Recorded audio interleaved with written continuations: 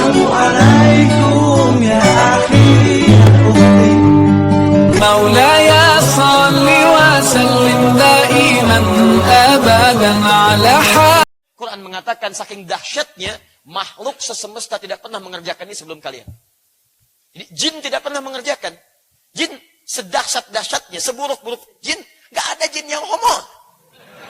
Silahkan cek. Sebut dengan kriminalitas yang tinggi. Kaumnya disebut dengan kaum Sodom. Penyimpangannya nanti disebutkan di Quran surah ke-7 Al-A'raf ayat 80 sampai dengan 81. Bagaimana sifat penyimpangannya? Dari mana kemudian melahirkan sifat penyimpangan yang sekarang diistilahkan dengan LGBT itu? Dan seperti apa solusinya yang ditawarkan oleh Al-Quran? Baik, dari Adam, Hawa, lahir siapa? Manusia. Jenisnya apa? Laki-laki dan perempuan. Tayyib. Dari sini kehidupan masih normal. Fokus, kehidupan masih normal. Laki-laki, perempuan. Laki-laki, perempuan. Singkat, menyebar keturunan Adam, ke seantero negeri berbeda-beda, kemudian mulai menjalin kehidupan di tempat yang berbeda-beda itu. Tempat disebut dengan syu'ub yang berbeda-beda penyebarannya. Sukunya berbeda disebut dengan qabilah, jamaknya qabail. Turun Quran surah ke-49 ayat 13. Saya belum tuliskan. Ya ayyuhan nasu, hai manusia, inna khalaqnakum min dzakarin wa untha. Kami ciptakan kalian dari laki-laki ada perempuan. Waja'alnakum syu'uban wa qabail. Kemudian kami tempatkan kalian menyebar rata, komunitasnya berbeda-beda. Beda tempat wa qabail, sukunya bisa beda-beda. Li ta'arafu, untuk menjalin komunikasi, saling mengenal. Dari mana asal keturunan, bagaimana membentuk kehidupan, seperti apa mesti dijalani. Fokus, Adam, Hawa, kemudian bersatu, melahirkan keturunan menyebar. Sampai di titik ini, belum ada persoalan. Persoalan penyimpangan pertama muncul di zaman Nuh alaihissalam. Jadi penyebaran semakin meluas. Kalau orang sudah menyebar, pengaruh bisa berbeda-beda. Anda punya anak di rumah, anak Anda anak rawat. Ketika di rumah kan Anda kontrol. Persoalannya anak Anda 5 menyebar di tempat berbeda. Apakah kelimanya punya pribadi yang sama? Akan berbeda. Apakah kelimanya akan punya sikap dan pengetahuan yang sama? Akan berbeda. Ya, kalau 5 anak kita saja menyebar, akan punya pengalaman berbeda. Apalagi anak cucu Adam yang menyebar membentuk komunitas. Maka lingkungan memberikan pengaruh. Kata Nabi, fa'abawahu yuhawwidanihi, au yunassiranihi, au yumajjisanihi. Lingkungan bisa merubah dia dengan cara apa dia memberikan sudut pandang. Bahkan bisa merubah keyakinan yang sebelumnya dekat dengan Allah Subhanahu wa taala. Maka zaman Nabi Nuh alaihissalam, ada 5 orang soleh meninggal dunia, ada Suwa, ada Ya'uq, ada Yaghuth, dan seterusnya. Meninggal, muncullah setan masuk untuk membisikkan, buatkan patung-patung. Dibuatkan patung 5 orang soleh ini. Mulai muncul penyimpangan. Awalnya hanya untuk mengenang saja. Tiba-tiba lewat, kok kayaknya patungnya melihat kami. Kok patungnya kayaknya memperhatikan. Kok merasa tenang ketika melihat patung. Besok-besoknya hadirlah sesajen, hadir penyembahan. Dari situlah kisah penyembahan patung dimulai. Sehingga Allah utus seorang nabi, seorang rasul, untuk memberikan pencerahan kepada umat. Zaman Nabi Adam, umatnya belum ada. Yang ada, Adam dengan kerabat. Zaman Nuh alaihissalam sudah ada umat. Karena itu ketika Nuh diutus oleh Allah, itu sekaligus dengan risalah untuk meluruskan umat. Risalah yang diturunkan untuk mengajak umat, maka fungsinya berubah dari nubuah Nabi menjadi risalah Rasul. Karena itulah Nuh dikenal sebagai Rasul pertama yang diutus oleh Allah Subhanahu wa taala untuk meluruskan umat. Dari Nuh ke Nabi Adam alaihissalam ada sekitar 5-6 generasi. Nuh alaihissalam bin Mihlail, bin Matushala, bin Kinan, bin Anwas, bin Thith, bin Adam alaihissalam. Satu generasi ini usianya bisa 1000 sampai 2000 tahun. Jadi kalau kita ambil maksimalnya yang 2000 kali 6, 12.000 tahun dari situ. Paham sampai sini? Baik. Saya agak percepat sebelum sampai ke Isa. Perhatikan baik-baik. Dari Nuh alaihissalam, penyimpangannya masih penyimpangan ritual. Awas hati-hati. Apakah persoalan jadi selesai? Ternyata tidak. Zaman Nabi Nuh terjadi banjir besar.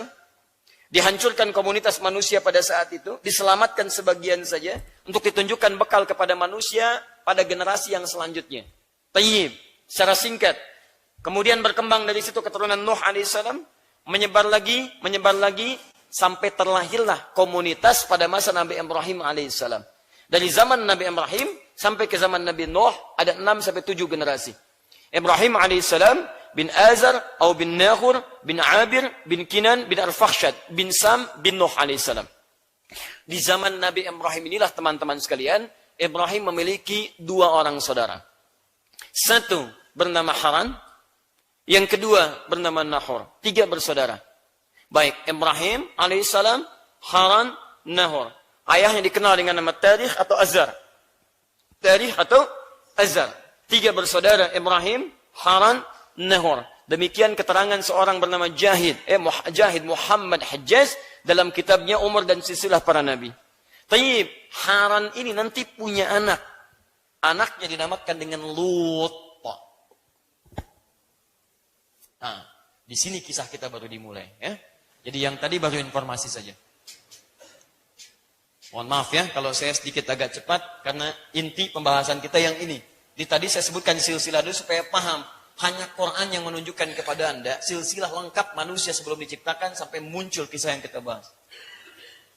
Tayyib.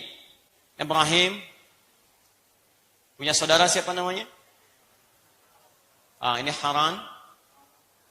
Ya, Ibnu Katsir menyebut dalam Al-Bidayah wan Nihayah, Harannya nanti akan menciptakan nanti atau membuat satu komunitas Bani Haran.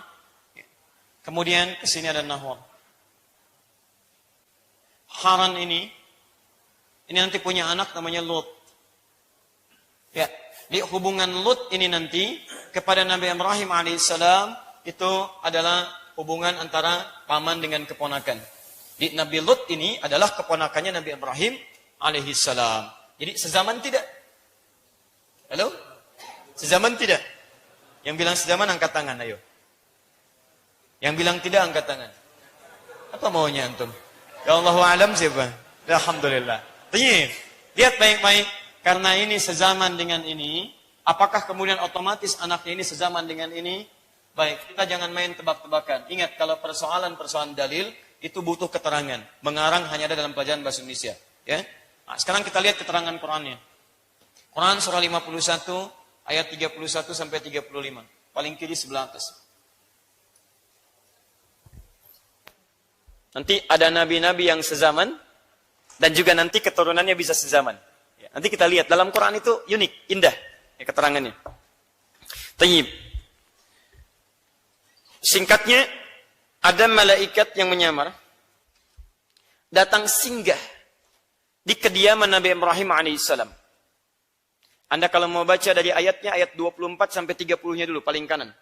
Itu malaikat datang, singgah ke tempat Nabi Ibrahim.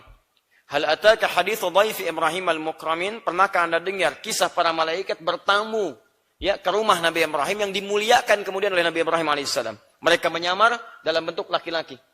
Tapi tujuan utamanya, itu bukan ke tempat Nabi Ibrahim, cuma mampir saja. Dari mana taunya? Bertanya Nabi Ibrahim di ayat 31-nya paling kiri sebelah atas. Qala fama khatabukum ayyuhal mursalun. Nabi Ibrahim bertanya, apa tujuan Anda datang kemari wahai para utusan? Qalu inna ursilna ila qaumin mujrimin.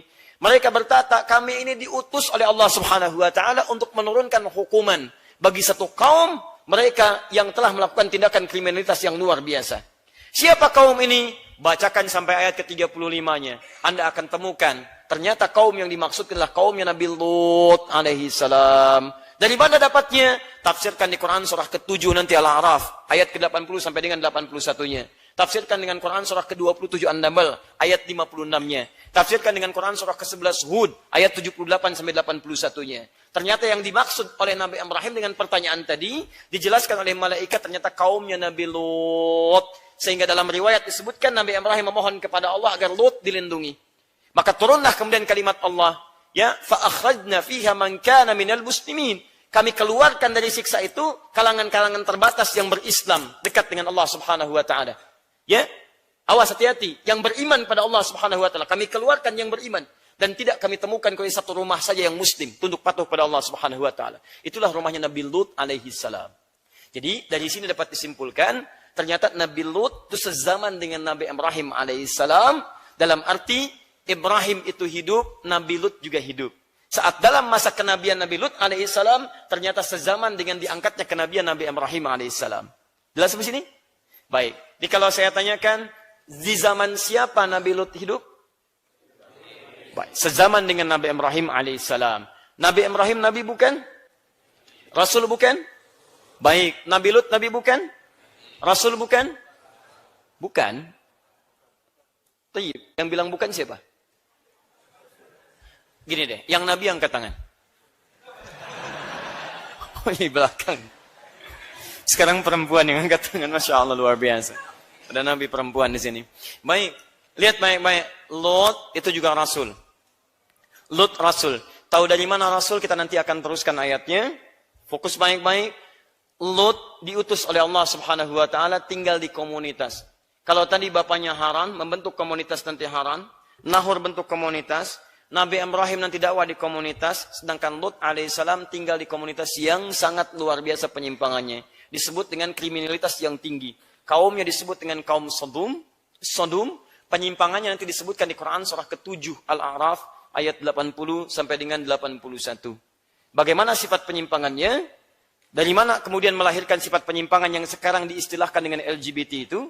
Dan seperti apa solusinya yang ditawarkan oleh Al-Quran untuk mengentaskan persoalan itu? Kita nanti akan lanjutkan dan lihat setelah menunaikan salat Isya berjamaah. Sebelumnya saya simpulkan dulu, saya cross check supaya kita paham. Nama manusia pertamanya siapa namanya? Apa keistimewaan yang diberikan? Pengetahuan. Jadi manusia itu pintar atau bodoh? Pasangannya siapa? Hawa laki-laki perempuan? Jadi pasangan laki-laki siapa? Pasangan perempuan siapa? Baik. Nabi Adam tugasnya di mana? Sebagai apa? Khalifah. Ada penyimpangan tidak di masa Nabi Adam? Ada, tapi penyimpangan bukan persoalan akidah. Kemudian menyebar komunitasnya, baru ada penyimpangan akidah di masa Nabi siapa? Nuh. Dari Nabi Nuh ke Nabi Adam jaraknya berapa generasi? 5 generasi ya. Baik, 5 sampai 6 generasi. Baik, setelah itu habis keturunan itu dengan turunnya kemudian, azab atau hukuman dari Allah Subhanahu wa taala, muncul generasi Nabi Ibrahim. Nabi Ibrahim ke Nabi Nuh berapa generasi? 6 sampai 7 generasi. Baik, saudaranya Nabi Ibrahim namanya siapa? Haran punya anak namanya siapa? Lut. Lut apa hubungan dengan Nabi Ibrahim? Apakah hidup di satu zaman? Baik, Lut tinggalnya di komunitas apa namanya? Sodom. Ada penyimpangan atau tidak? Apa penyimpangannya? Bismillah. Idh qala Lutun liqaumih. Idh. Kalau ada kata idh dalam Quran, ingat baik-baik, sering diterjemahkan dengan ingatlah. Ingatlah. Baik, kalimat idh sebetulnya bukan hanya mengingat, tapi menghadirkan suasana yang diingat supaya jadi pelajaran untuk kita. Ingat baik-baik itu ya. Biasanya gini, kalau saya katakan, bapak-bapak, ibu-ibu, teman-teman sekalian, ingat pelajaran di pekan yang lalu. Ketika kita menghafal 10 ayat surah An-Naba. Tergambar di benak Anda? Bagaimana kita menghafal dengan acak, mengurutkan nomor dan sebagainya. Ketika saya katakan ingatlah, bukankah tergambar visualisasi di otak kita? Pelajaran-pelajaran kita? Dan dari gambaran itu jadi pijakan kita seperti apa kita menyikapi pelajaran di hari ini. Gitu kan? Baik, maka ketika Quran menggambarkan situasi yang panjang itu, pengertian yang cukup luas, inilah keunikan bahasa Arab. Terkhusus bahasa Al-Quran. Quran hanya ungkapkan dengan 2 huruf saja. Ingatlah, pelajari, dan dari pelajaran itu jadikan kemudian bekal bagi Anda untuk bersikap di masa Anda. Baik. Idh qala Lutun liqaumi. Ingat, pelajari ketika terjadi kisah Lut mengingatkan alaihissalam kepada kaumnya. Lut memberikan peringatan kepada kaumnya. Lihat baik-baik. Atatuna al-fahisha. Ini kuncinya. Atatuna al-fahishata. Hei, kok bisa kalian mengerjakan perbuatan? Al-Quran menyebutnya dengan istilah fahisha. Lihat baik-baik. Nanti dari kata ini, turun-turun istilah sampai sekarang dikenal dengan istilah LGBT nanti. Dan turunan-turunannya. Di pertama, bahasa Al-Qurannya menyebutkan dengan fahisha. Atatuna al-fahishata. Dan kalimatnya indah sekali. Menggunakan latar belakang, sumber. Kenapa ini bisa terjadi? Kalimat menggunakan atatun. Dari kata ita. Fokus. Ma sabaqakum biha min ahadin minal alamin. Garis bawahi kalimat ini. Kenapa kalian bisa mengerjakan perbuatan fahisha yang tidak pernah dikerjakan oleh satu makhluk pun di semesta ini sebelum kalian? Ingat baik-baik ya. Di sebelum masanya kaum ini, tidak ada yang mengerjakan perbuatan ini di semesta. Satu makhluk pun. Min ahadin, min nyalit tabu'id. Ahad menunjuk pada personal. Tidak ada satu makhluk pun di semesta. Bukan cuma di bumi. Karena alamin jamak dari kata alam. Alhamdulillahi Rabbil alamin. Segala puji bagi Allah, Rabb bagi seluruh alam. Alam. Ada alam hewan, alam tumbuhan, alam jin, alam malaikat. Ketika Quran menggunakan kata-kata dahsyat untuk menunjuk penyimpangan ini. Dengan menggunakan asal mula kata fahisyah. Quran mengatakan saking dahsyatnya, makhluk sesemesta tidak pernah mengerjakan ini sebelum kalian. Jadi jin tidak pernah mengerjakan. Jin sedahsyat-dahsyatnya, seburuk-buruk jin. Gak ada jin yang homo.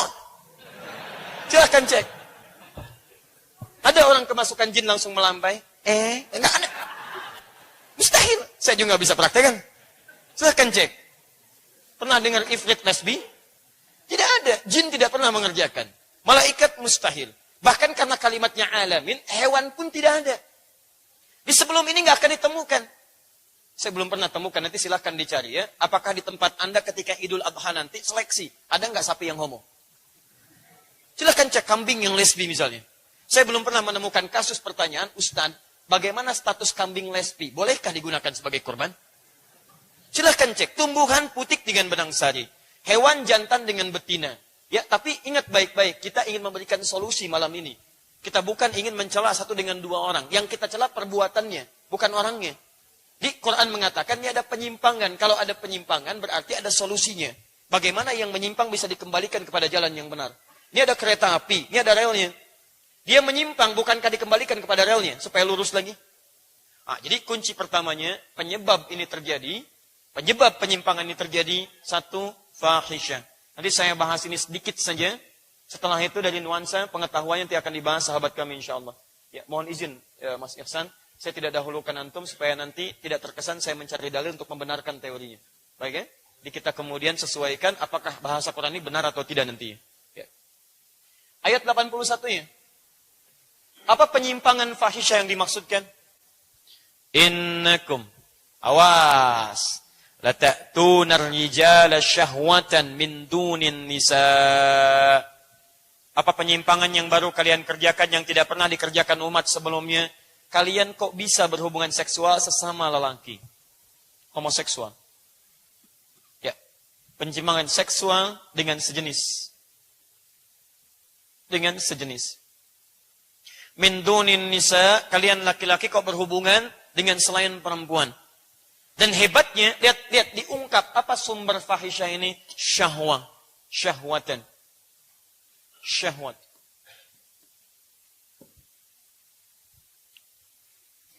Innakum lata'tuna rijala min syahwatan min dunin nisa. Kalian kok bisa berhubungan sesama jenis, tidak senang dengan perempuan, jadi laki-laki senangnya dengan laki-laki. Ya, penyebabnya adalah kalian salah melampiaskan syahwat. Jadi Quran memberikan isyarat bahwa penyimpangan seksual ini, ya sumber pertamanya adalah penyimpangan dari sisi syahwat. Pertama, syahwat. Saya hapus dulu. Ingat baik-baik ya, kalau dihapus berarti ada yang bantu, kalau saya hapus berarti saya yang hapus. Ya.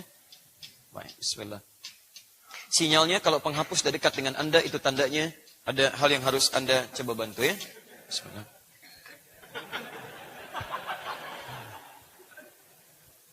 Baik, lihat fokus. Awas ya, perhatikan baik-baik. Satu, kita temukan kalimat fahisyah. Kedua, kita temukan kalimat syahwat. Ini sudah bukan kisi-kisi lagi nih. Ya. Baik. Fahisyah dalam bahasa Arab, terlebih bahasa Al-Quran, itu umumnya adalah penyimpangan yang bersumber atau dilakukan karena tidak adanya kontrol yang baik terhadap syahwat nafsu. Saya ulang. Fahisyah dalam bahasa Arab, jika disebutkan terkhusus dalam istilah Al-Quran ataupun hadis, itu artinya berbagai penyimpangan, keburukan-keburukan yang bersumber dari tidak adanya kontrol nafsu, syahwat. Tanya. Kalau dalam bahasa sekarang, misal pornografi masuk dalam kata fahisyah. Porno aksi masuk dalam kata fahisyah. Setiap segala hal bentuk perbuatan yang melahirkan perbuatan-perbuatan tidak terpuji, yang bersumber dari syahwat, tidak ada kontrol terhadap nafsu, seksual khususnya, maka wujud perbuatannya disebut dengan fahisyah. Yang paling menarik, perhatikan baik-baik, kata ini ketika disebutkan dalam Al-Quran, ini selalu bersumber awalnya dari pusat-pusat informasi yang menerima informasi yang tidak tepat. Contoh, mohon maaf baik-baik, ketika Allah Subhanahu wa taala menyampaikan fahisyah dikaitkan dengan zina, dikaitkan dengan penyimpangan seksual, itu selalu diawali dengan sumber-sumber informasi yang terlampau terbuka, yang mendapatkan masukan yang keliru. Misal, di Quran dibagi dua antara mata dengan penglihatan dan dibedakan. Mata disebut dengan ain, penglihatan disebut dengan basar. Perhatikan baik-baik. Ketika Quran menyebutkan ain, jamaknya ayun, itu disebutkan normal, mata-mata. Tapi ketika disebutkan penglihatan, ini yang paling luar biasa. Quran membagi dua bagian. Ada orang yang terbiasa melihat yang baik-baik, ada orang yang maaf, ya, terbiasa melihat di sekitarannya hal-hal yang tidak baik, yang sesungguhnya itu bisa berpengaruh terhadap syahwatnya. Contoh Quran surah ke-24 ayat ke-30 untuk laki-laki, 31 untuk perempuan. Quran surah ke-24 ayat 30 sampai 31. Saya agak cepat. Wa qul lil mu'minina yaghuddu min absarihim, basar, bukan lihat, dan katakan pada pria-pria beriman, palingkan pandangannya dari hal-hal yang tidak disukai oleh Allah Subhanahu wa taala.